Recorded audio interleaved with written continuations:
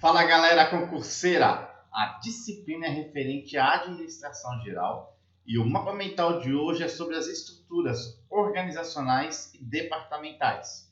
Baixe o seu mapa mental no link da descrição do vídeo e bora lá! Com relação às estruturas, nós temos as estruturas organizacionais e as estruturas departamentais. Lembrando que as estruturas organizacionais correspondem ao todo e as estruturas departamentais é parte desse todo. Com relação às estruturas organizacionais, refere-se ao modo como as atividades de uma organização são ordenadas para possibilitar o alcance dos objetivos. Possui características de um ambiente homogêneo que não se altera. O propósito principal da estrutura organizacional é o controle. A estrutura organizacional é a forma pela qual as atividades de uma organização são divididas, organizadas e coordenadas. É voltada para um comportamento conservador e previsível da empresa. Os componentes da estrutura organizacional é o que nós chamamos de DRAC: decisão, responsabilidade, autoridade e comunicação. A decisão é o resultado das ações sobre as informações. Constitui-se por análise das atividades, análise das decisões e análise das relações entre as unidades organizacionais. Responsabilidades é o resultado da alocação das atividades e constitui-se por departamentalização, linha e assessoria e especialização do trabalho. A autoridade é o resultado da distribuição do poder e constitui-se por amplitude administrativa ou esfera de controle, níveis hierárquicos, delegação e centralização e descentralização. Comunicação é o resultado da interação entre as unidades organizacionais. É o sistema ou rede que flui as informações. Constitui-se por o que, porquê, como, quando, quanto, de quem e para quem comunicar. Com relação aos condicionantes, nós temos os objetivos, as políticas e estratégias, o ambiente, a tecnologia e os recursos humanos referente às pessoas. As estratégias definem os cursos de ação escolhidos para o alcance dos objetivos e as políticas definem parâmetros para a tomada de decisão. O ambiente é o meio ou espaço em que a organização opera, impõe restrições e condicionam a escolha dos componentes. Microambiente, concorrentes, fornecedores ou clientes, sindicatos ou associações. Macroambiente, política, religião, fatores econômicos ou sociais. Tecnologia é o conjunto de conhecimentos que são utilizados para operacionalizar as atividades. Tem impacto direto nos componentes da estrutura. Recursos humanos ou pessoas é o grau de conhecimento, habilidades e atitudes. Também é o grau de motivação e comprometimento em nível de maturidade.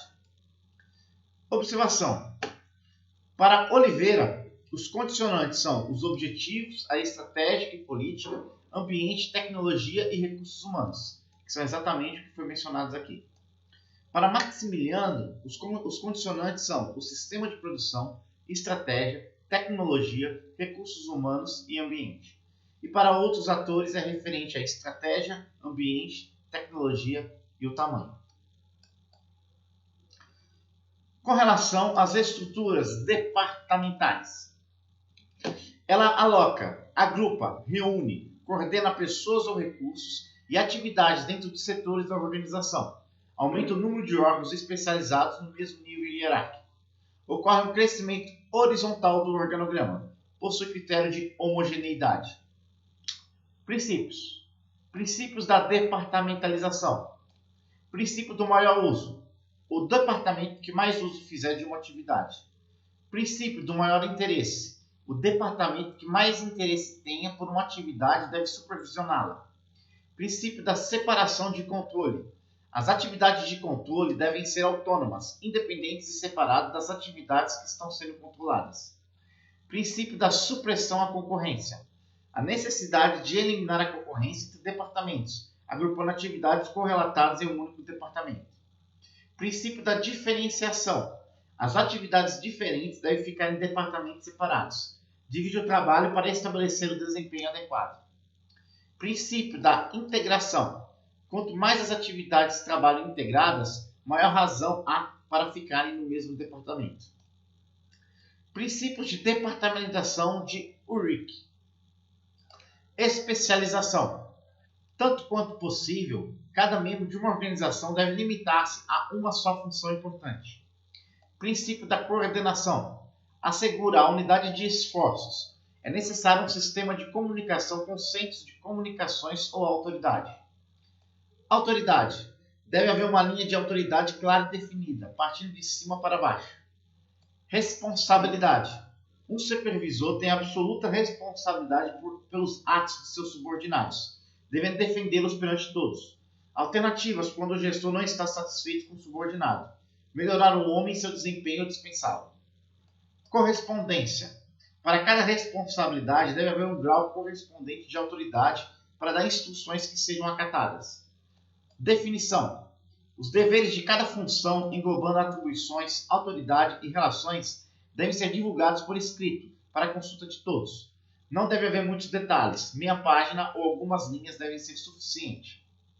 Alcance do controle. Um gerente precisa dedicar uma parte do tempo à função de administrar, representar, tomar iniciativas e interpretar. Princípio do equilíbrio. As diversas unidades da organização precisam ser conservadas em equilíbrio. Os gerentes devem preocupar-se mais com a melhoria das unidades fracas do que com a obtenção de maior produtividade das que já são eficientes. Princípio da continuidade. O crescimento e o desenvolvimento da empresa devem ser constantemente reexaminados. Essa é uma tarefa a ser atribuída a um elemento que já faça parte da organização. Quanto à tipologia dos ambientes. Referente à sua estrutura, nós temos o ambiente homogêneo e o ambiente heterogêneo. O ambiente homogêneo, quando há pouca segmentação ou diferenciação dos mercados. Estrutura organizacional simples. Ambiente heterogêneo, quando há muita diferenciação dos mercados. Estrutura organizacional diferenciada. Quanto à sua dinâmica, o ambiente ele pode ser estável ou instável. O ambiente estável é um ambiente caracterizado por pouco ou nenhuma mudança, previsibilidade e certeza. O ambiente instável ou dinâmico é um ambiente dinâmico, que se caracteriza por muitas mudanças, é imprevisível e há muita incerteza. Observação. Quanto à centralização e descentralização. A centralização. A autoridade para tomar decisões está alocada próximo ao topo. Vantagens da centralização. Decisões são tomadas por administradores que possuem visão global. Tomadores de decisão são mais bem treinados ou preparados. Decisões mais consistentes com os objetivos empresariais. Elimina esforços duplicados, menor custo operacional. Certas funções, como compras ou tesouraria, possuem mais vantagem. Desvantagem. Decisões que são tomadas na cúpula estão distantes dos fatos ou circunstâncias. As linhas de comunicação provocam demora ou distorções. Maior custo administrativo, mais departamentos. Com relação à descentralização. A autoridade de tomar decisões é deslocada para os níveis mais baixos. Vantagens. Os gerentes ficam mais próximos do ponto onde se deve tomar as decisões. Cortam os atrasos nas decisões causadas pela consulta matriz, economizando tempo ou dinheiro. Aumenta a eficiência e a motivação. Melhora a qualidade das decisões, à medida que seu volume e complexidade se reduzem. Desvantagem. Falta de uniformidade nas decisões. Insuficiente aproveitamento dos especialistas centrais. Falta de equipe apropriada ou especializada no campo de atividades.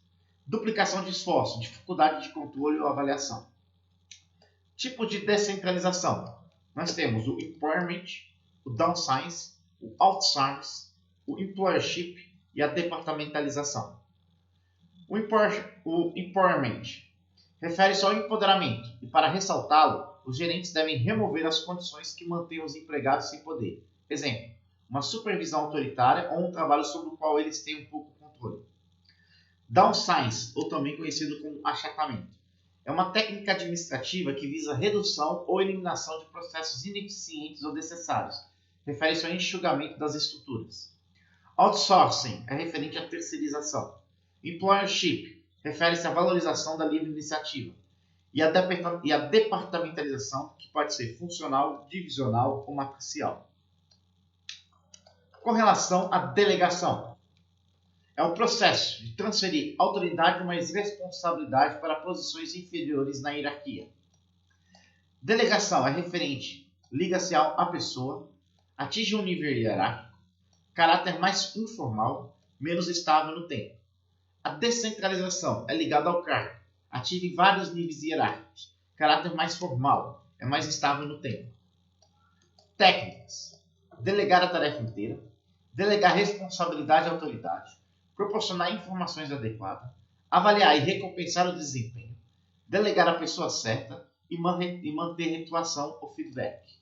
É isso aí, galera. Esse foi mais um Mapa Mental de hoje. Até a próxima.